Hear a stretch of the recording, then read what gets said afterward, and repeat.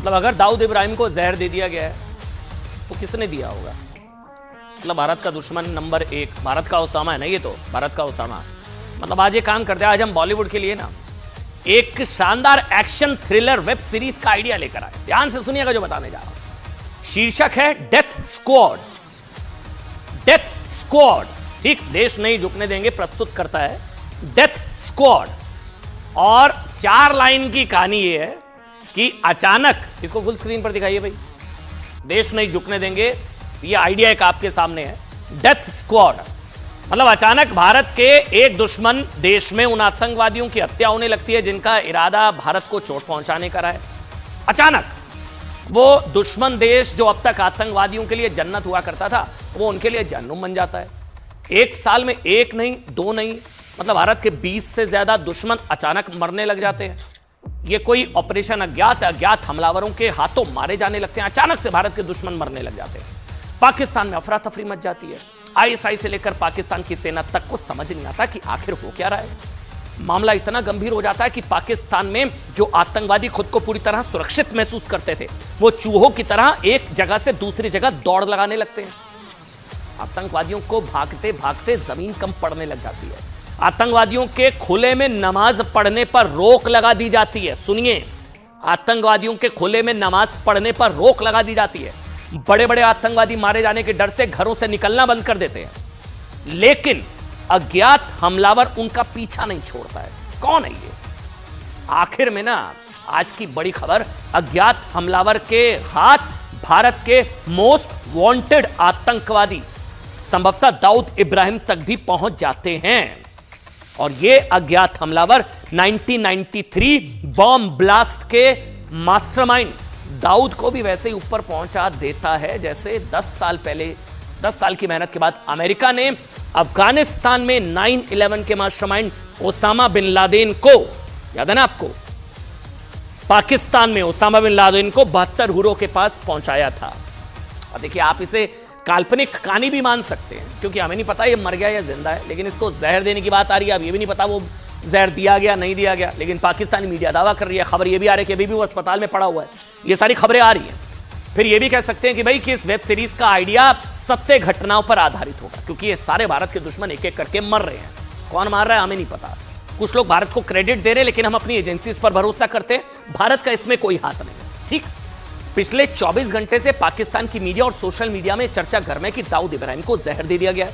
दाऊद इब्राहिम को, वो कराची के एक अस्पताल में अपनी आखिरी सांसें गिन रहा है। ठीक, पाकिस्तान के कई सोशल मीडिया इन्फ्लुएंसर्स ये दावा कर रहे हैं कि किसी ने भारत के मोस्ट वांटेड आतंकवादी और 1993 मुंबई धमाकों में 250 से ज्यादा लोगों की जान लेने वाले दाऊद इब्राहिम को जहर देकर मार दिया है। अब वो अस्पताल में है, जिंदा है, जहर दिया गया नहीं दिया गया हमें नहीं पता, लेकिन पाकिस्तानी मीडिया दावा कर रही है। कुछ का तो यहां तक दावा है कि दाऊद इब्राहिम वहीं पहुंच चुका है जहां अमेरिका ने 2 मई 2011 को ओसामा बिन लादेन को पहुंचाया था। देखिए, हम फिर रिपीट कर रहे हैं, हमें नहीं पता कि इन खबरों में कितना दम है, लेकिन हम रिपोर्ट कर रहे हैं जो बताया जा रहा है। कितनी सच्चाई है हमें नहीं पता। वैसे मर भी गया होगा तो पाकिस्तान कौन सा इसको मान लेगा कि यहां मार दिया या मर गया। ये अगर मर भी गया होगा दाऊद इब्राहिम तो पाकिस्तान कौन सा कबूल कर लेगा कि यहां हमारे यहां पर था। पहले तो उसको मानना पड़ेगा हमारे यहां पर था दाऊद, फिर उसको यह मानना पड़ेगा कि हाँ वो मर गया तो उसकी किरकिरी, तो पाकिस्तान वैसे ही नहीं मानेगा। लेकिन एक संयोग यह भी है कि जैसे ही दाऊद इब्राहिम को जहर दिए जाने की चर्चा सोशल मीडिया पर आई, वैसे ही पाकिस्तान में इंटरनेट शटडाउन कर दिया गया। सुनिएगा, इंटरनेट अचानक से शटडाउन। हालांकि कुछ लोगों का दावा है कि इंटरनेट शटडाउन इमरान खान की वर्चुअल रैली के असर को कम करने के लिए किया गया था। अब ये कोइंसिडेंस हो सकता है, इधर दाऊद के मरने की खबर, उधर पाकिस्तान में इंटरनेट डाउन। हमें नहीं पता वजह चाहे जो भी हो, लेकिन खुद पाकिस्तान के सोशल मीडिया पर इंटरनेट बंदी को दाऊद इब्राहिम को जहर दिए जाने के दावे के साथ जोड़ा जा रहा है। हो सकता है गुड न्यूज जल्दी आप तक पहुंच जाए, या हो सकता है गुड न्यूज आ चुकी है, आप तक नहीं पहुंच पा रही है कुछ वजहों से। सुनिए, हाँ, दाऊद इब्राहिम को सुना है कि किसी ने जहर दिया है और उसके बाद उसकी तबीयत खराब हो गई है, उसकी हालत काफी खराब है, उसको कराची के किसी हॉस्पिटल में रखा गया है। और ये खबर भी जो है वो कहीं ना कहीं सोशल मीडिया पे गर्दिश कर रही है। कहाँ तक ठीक है मालूम नहीं। अब देखिए, अमेरिका और ब्राजील से एक ऑनलाइन मैगजीन छपती है जिसका नाम है द इंटरसेप्ट। जो बता रहा हूं ध्यान से सुनिएगा। ये मैगजीन खुफिया एजेंसियों से जुड़ी गोपनीय जानकारियों को छापने के लिए जानी जाती है और पूरी दुनिया में इस मामले में द इंटरसेप्ट काफी मशहूर है। इसी साल नवंबर में द इंटरसेप्ट ने इंटेलिजेंस ब्यूरो ऑफ पाकिस्तान में एक सोर्स से हासिल किए कुछ डॉक्यूमेंट्स के आधार पर दावा किया कि पाकिस्तान की खुफिया एजेंसियों में अज्ञात हमलावरों के हाथों आतंकवादियों की हत्या को लेकर बहुत बेचैनी है। सारे भारत के दुश्मन आतंकवादी एक एक करके मर रहे हैं, नंबर 26 तक पहुंच चुका है। इस डॉक्यूमेंट के हिसाब से पाकिस्तान की खुफिया एजेंसी को पूरा यकीन है कि यह काम भारत कर रहा है। हालांकि भारत साफ कर चुका है कि भारत का पाकिस्तान में आतंकवादियों की टारगेट किलिंग से कोई लेना देना नहीं, और हम भी अपनी एजेंसीज पर भरोसा करते हैं कि यह भारत का हाथ इसमें नहीं है। पिछले हफ्ते ही विदेश मंत्रालय के प्रवक्ता अरिंदम बागची ने एक प्रेस कॉन्फ्रेंस में कहा था कि भारत तो चाहता है कि जो भी आतंकवादी पाकिस्तान में छिपे हैं उन्हें भारत भेजा जाए ताकि वो यहां आकर कानून का सामना कर सके।